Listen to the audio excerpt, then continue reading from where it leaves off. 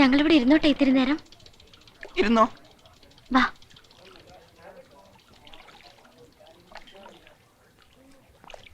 എന്തെങ്കിലും വർത്തമാനം പറയോ ഞങ്ങളോട്?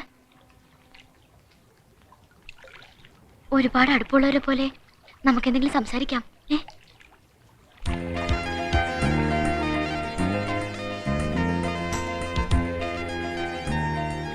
എന്തെങ്കിലും പറ. Hello hello hello hello hello hello hello hello.